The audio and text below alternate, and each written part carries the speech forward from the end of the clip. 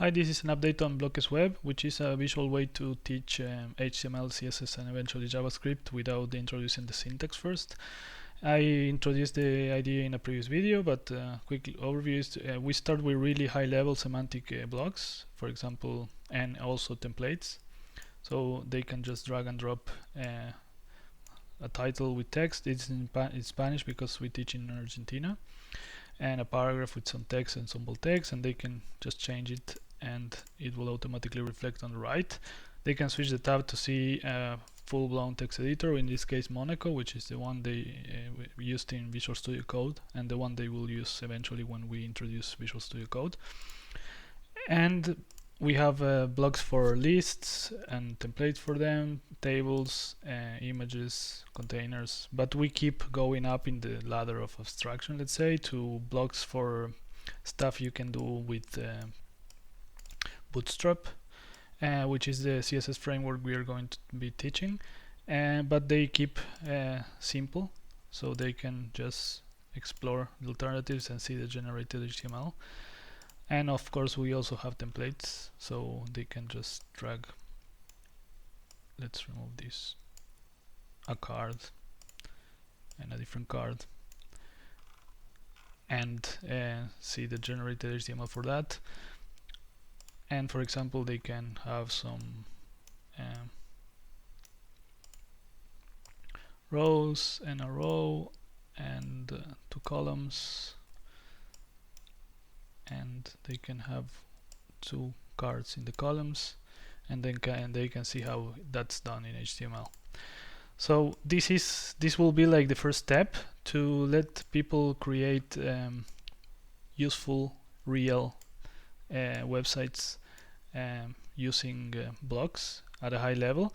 But then the idea is that the second level will be to drop one level of abstraction, so that they start seeing more HTML-ish blocks, and they have to do things more by themselves. The idea is to reproduce previous exercises with blocks that are closer to HTML, but still in this second level they can pick, so they still do less mistakes. I mean, they can nest blocks inside blocks that don't make sense, which is harder at higher level, but still they have to pick the tags, so they don't have to remember the tags. They can see them in a list. And the same with attributes. They can say class, they can write the class for this, but for example, they can say alert info, but still the key of the attribute is fixed.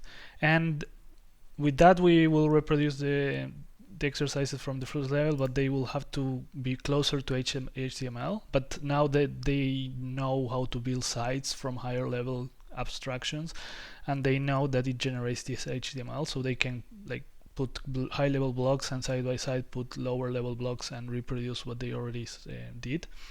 And the third step is even closer to HTML. So I started introducing the syntax of opening tags and closing tags, and they have to write the tags for themselves, but they can see here that it opens and then it closes.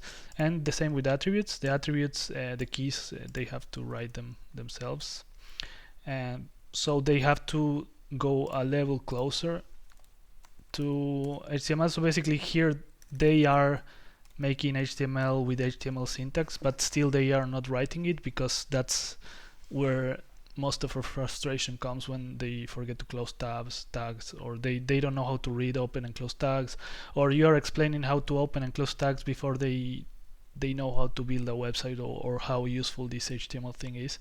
And after doing all the exercises at this level, then we will introduce the syntax, which they should be already quite familiar with by seeing it in HTML.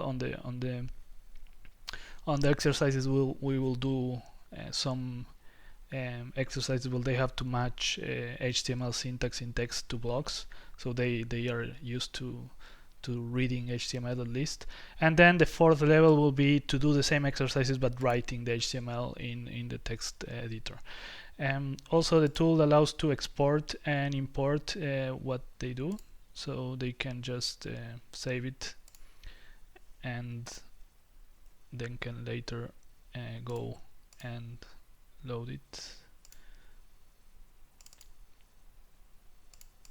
So the way that they give the exercises is just doing something, downloading it and attaching it.